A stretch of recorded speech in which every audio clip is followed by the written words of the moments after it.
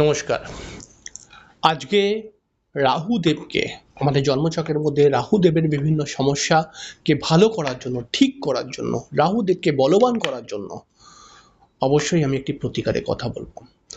একটি প্রতিকার অবিশ্বাস্য, অলৌকিক, দৈব এবং কার্যকরী প্রতিকার। এই একটি প্রতিকার যদি আপনি করতে পারেন, আপনার জন্মছকের রাহুদেব অবশ্যই আপনাকে ভালো ফল দেবে।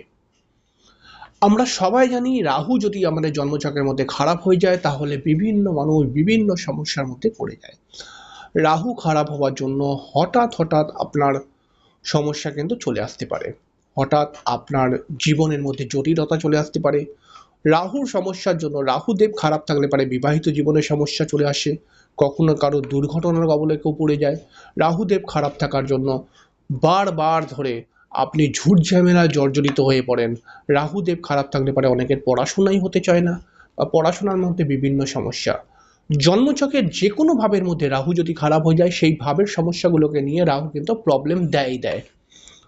তবে আজকে যে প্রতিকারটি বলবো, এই প্রতিকারটি যদি আপনি করে ফেলতে পারেন তাহলে ডেফিনেটলি রাহু দেবের কৃপা আপনার উপরে পড়বে এবং রাহু কিন্তু আপনাকে আর খারাপ ফল দিতে পারবে না। রাহু একটা এমন গ্রহ, যেই গ্রহটা একাই কিন্তু অনেক রকম নেগেটিভ দোষ ক্রিয়েট করে। রাহুর জন্য গ্রহণ দোষ হয়, রাহুর জন্য গুরুচণ্ডাল দোষ হতে পারে, রাহুর জন্য শ্রাপিত দোষ তৈরি হয়, রাহুর জন্য কিন্তু অনেক সময় দেখা যায় অঙ্গারক দোষ তৈরি হয়। রাহু বিভিন্ন দোষ তৈরি করে। তবে এই প্রতিকারটি করে রাহুকে কিন্তু ঠিক করতেই পারেন। দেখুন, আপনি রাহুকে ঠিক করতে পারলে বা এই প্রতিকারটি করলে আপনি অনেক সমস্যার হাত থেকে বেঁচে যাবেন। ডেফিনেটলি আপনার বিবাহিত জীবনের সমস্যা থেকে আস্তে আস্তে করে ঠিক হবেই বিবাহিত জীবনের সমস্যা। এই প্রতিকারটি, যেই প্রতিকারটির কথা বলবো, এই প্রতিকারটি কিন্তু বিভিন্ন জ্যোতিষ তান্ত্রিক বা বিভিন্ন ব্রাহ্মণেরা এই প্রতিকারটি করেই আপনার থেকে কিন্তু অনেকগুলো টাকা অনেকে নিয়ে নেয়। কিন্তু আমি আজকে যে প্রতিকারটি বলবো, এই প্রতিকারটি কিন্তু অবশ্যই আপনি আপনার জন্য আপনার নিজের বাড়িতে বসে আপনি করবেন, তবেই কিন্তু এই প্রতিকারটি ভালো ফল পাবেন।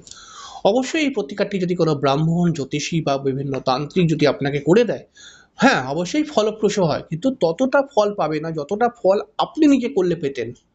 তাহলে আপনি নিজে করুন এই প্রতিকারটি, খুব ভালো রেজাল্ট পাবেন। এই প্রতিকারটি করার সহজ সরল নিয়ম আপনাকে আমি বলবো, সেই নিয়মে আপনি কিন্তু এই প্রতিকারটি করুন। বিতর্ক করার মানুষরা অনেক রকম বিতর্ক করবে, ঠিক আছে?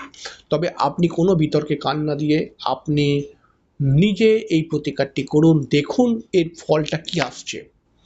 প্রতিকারটি আপনি শনিবার দিনকে করতে হবে, সকাল 10টার মধ্যে এই প্রতিকারটি করতে হবে।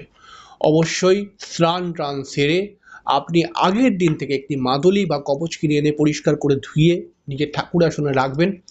অবশ্যই শনিবার দিনকে স্নান টান করে মৌন থাকবেন, কথা বলবেন না কিন্তু, ঠিক আছে? মৌন থেকে আপনি কিন্তু অবশ্যই স্নান টান সেরে একটি ভোজপত্র দশকর্মা দোকানে কিনতে পাওয়া যায়। ভোজপত্র 3 ইঞ্চি বাই 3 ইঞ্চি ভোজপত্রের মধ্যে, তার কম হলে চলবে, তার বড় যেন না হয়।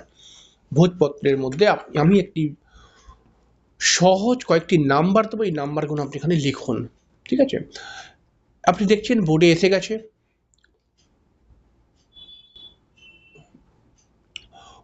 গেছে, রাহুর এই নাম্বারগুলো লেখার একটা প্রসেস রয়েছে, ঠিক আছে? ভোজপত্রের মধ্যে আপনি, শাস্ত্র বলেছে অষ্টগন্ধার কালি দিয়ে, ডালিমের কলম দিয়ে এই খোপটা তৈরি করতে হবে এবং তার মধ্যে নাম্বারগুলো লিখতে হবে। কিন্তু এখন অষ্টগন্ধা দুষ্প্রাপ্য জিনিস পাওয়া যাবে না। তাহলে আপনি লাল চন্দনকে বেটে নিন, বেটে বেল গাছের একটু ডাল কেটে আনুন, কেটে সেটা মুখটাকে একটু ব্লেড দিয়ে চিরে দিন, কলমের মতো হয়ে যাবে। সেই কলমটাকে দিয়ে অবশ্যই এই চন্দনের মধ্যে ডুবিয়ে, হ্যাঁ কোনো গুঁড়ো চন্দন নেবেন না, কিন্তু লাল চন্দনকে বেটে নেবেন, ঠিক আছে? গুঁড়ো চন্দন দিয়ে রাহুর বীজ মন্ত্র যেটা রয়েছে, রাহুর বীজ মন্ত্র কি? রাহুর বীজ মন্ত্র হচ্ছে ওম ভ্রাং ভ্রিং ভ্রংসা রাহবে নমঃ। এই বীজ মন্ত্র বলতে বলতে ঠিক যেমন খোপটার মধ্যে দেখতে পাচ্ছেন, এই খোপের মধ্যে প্রত্যেকটি খোপে একটি করে নাম্বার লিখবেন।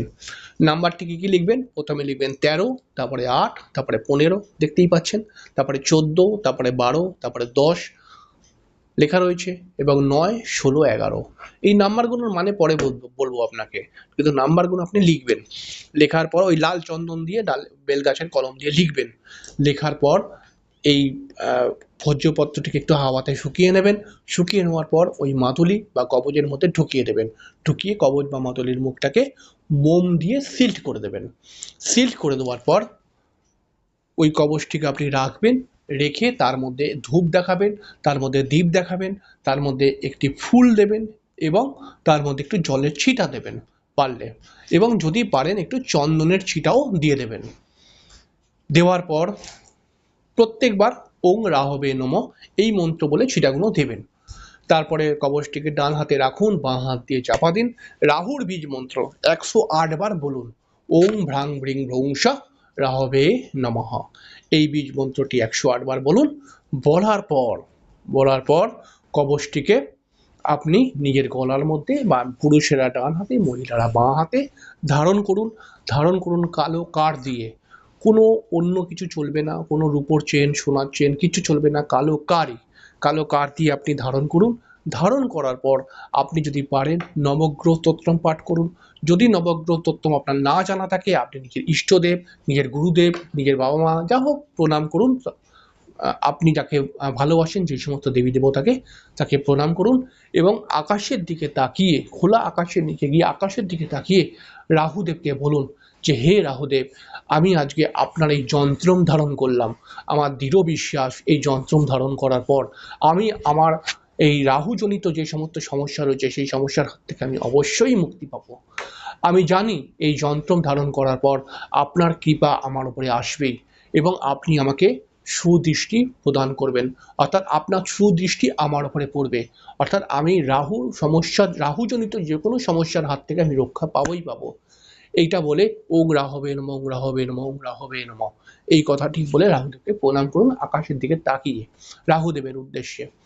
এরপর কবচ তৈরি হয়ে গেল। এরপরে আপনি ঠাকুর ঘর থেকে বেরিয়ে জল খেতে পারেন, চা খেতে পারেন, বিস্কুট খেতে পারেন। এরপরে আপনি কথা বলতে পারেন। এই প্রতিকারটি আপনি করুন। করার পর দেখুন এর রেজাল্টটা কি আসছে। আপনি না করে কিন্তু বলতে পারেন না, করুন আগে। করার পর দেখুন এর রেজাল্ট। এই প্রতিকারটি কিন্তু অনেক টাকা আপনাকে জ্যোতিষতান্ত্রিকরা নিয়ে নেবে। জ্যোতিষতান্ত্রিকরা কি বিশাল কিছু কি জানে? তারা এরকমই কিছু টেকনিক জানে, যেই টেকনিকগুলোকে দিয়ে প্রতিকারগুলো করে। আমি আরো বেশ কিছু টেকনিকের কথা বলবো। এই প্রতিকারের কথা কেউ আপনাকে বলবে না কিন্তু, ঠিক আছে? এটা করুন, খুব ভালো লাভ পাবেন।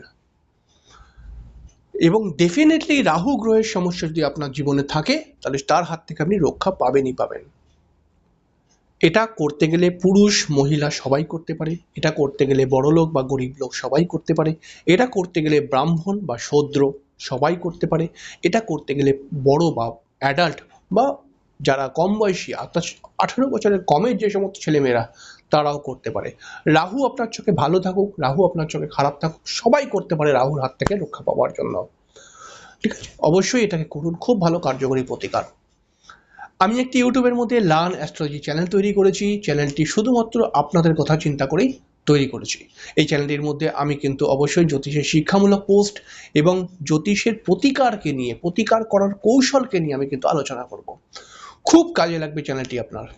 অবশ্যই চ্যানেলটিকে গিয়ে সাবস্ক্রাইব করুন। চ্যানেলটির লিঙ্ক এই ভিডিওর ডেসক্রিপশন বক্সে দেওয়া রয়েছে। খুব ভালো লাগবে এবং অনেক সমস্যার হাত থেকে বাঁচার আমি কিন্তু বহু উপায় বলবো। অবশ্যই সাবস্ক্রাইব করুন এবং পাশে থাকুন। এবং আজকের অনুষ্ঠানটি আপনার কেমন লাগলো অবশ্যই লিখে জানাবেন, কমেন্টস করে জানাবেন। অনুষ্ঠানটি ভালো লাগলে পরে একটি লাইক দেবেন, আর অবশ্যই এই চ্যানেলটিকেও সাবস্ক্রাইব কিন্তু অবশ্যই করবেন। যাই হোক, এখানে শেষ করলাম। নমস্কার, ভালো থাকবেন।